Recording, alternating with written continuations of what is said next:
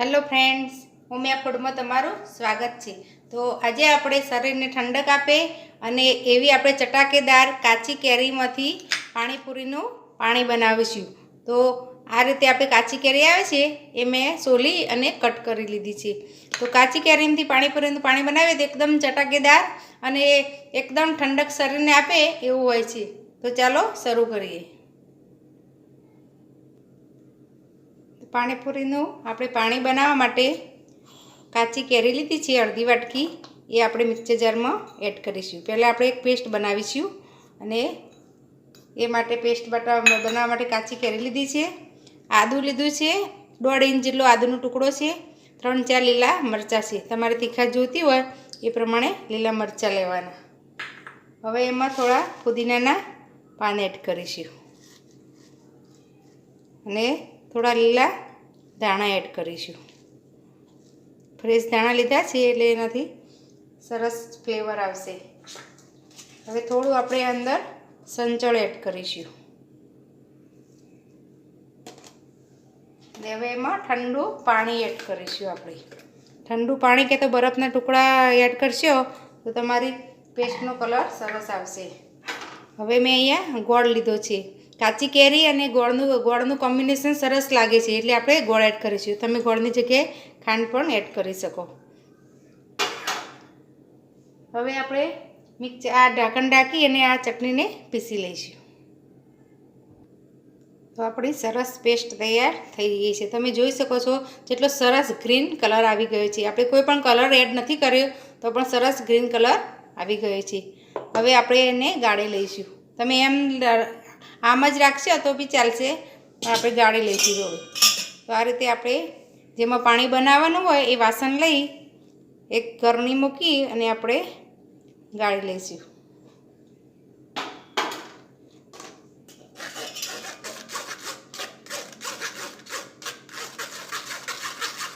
થોડું પાણી એડ કરીશું એટલે ફટાફટ ગળાઈ જશે।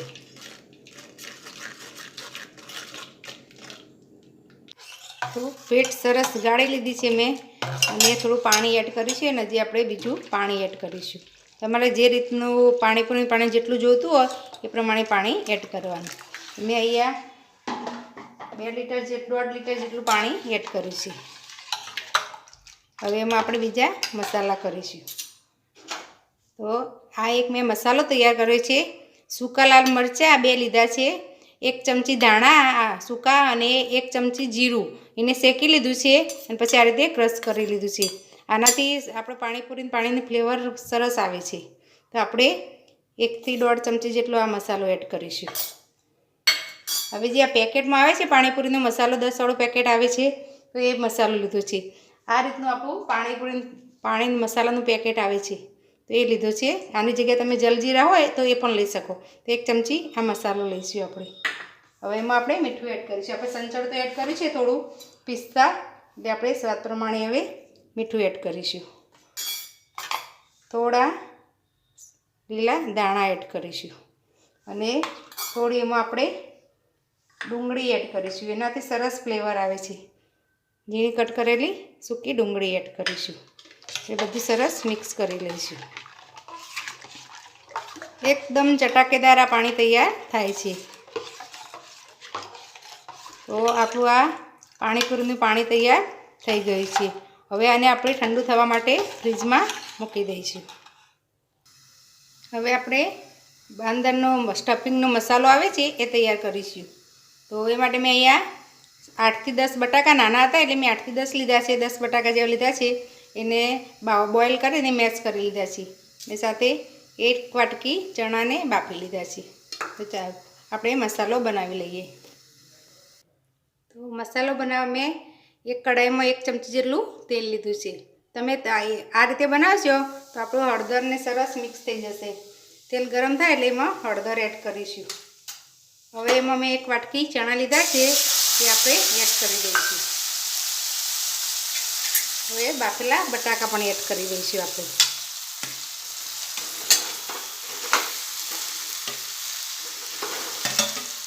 હવે ગેસ આપણે બંધ કરી દઈશું। હવે ગેસની જરૂર નથી ચાલુ રાખવાની, કારણ કે આપણે બધું બોઇલ કરેલું જ છે એટલે આ ગરમ થોડું થઈ જશે। આપણી કઢાઈ ગરમ હશે એટલે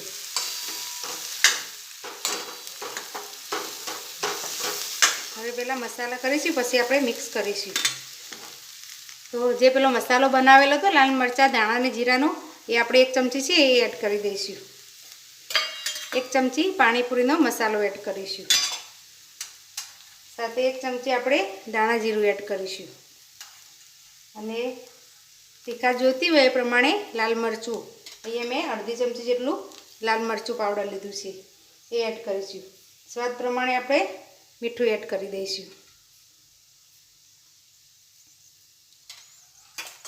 લીલા ધાણા લીધા છે એ 2 ચમચી જેટલા લીલા ધાણા એડ કરી દઈશું. અને 2 કાંદા લીધા છે, ઝીણા કટ કરી લીધા છે, એ આપણે એડ કરી દઈશું. હવે બધો આપણો મસાલો સરસ મિક્સ કરી લઈશું.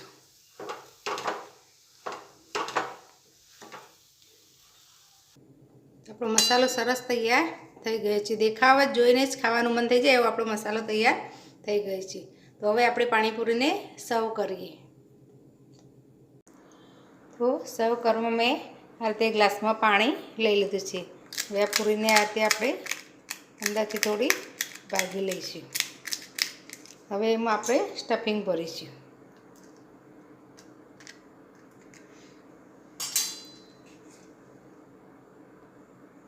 આ રીતે આપણે સ્ટફિંગ ભરી અને ડીશ તૈયાર કરી દઈશું. બીજીમાં પણ આપણે આ રીતે સ્ટફિંગ ભરી દઈશું. તો ડીશમાં સમાય એટલે આપણે આ ડીશ બનાવી હોય એટલે આપણે સ્ટફિંગ ભરી દઈશું. આપણી પાણીપુરીની પ્લેટ તૈયાર થઈ ગઈ છે. આ રીતે આપણે પાણીપુરીને સર્વ કરીશું. તો તૈયાર છે આપણી કાચી કેરીના ફ્લેવરવાળા પાણીની પાણીપુરી. તો જો તમને આ મારી રેસીપી ગમી હોય તો મારા વિડીયોને લાઈક, શેર અને મારી ચેનલને સબસ્ક્રાઈબ જરૂર કરજો. ફરીથી મળીશું આવા નવા વિડીયો સાથે. ધન્યવાદ.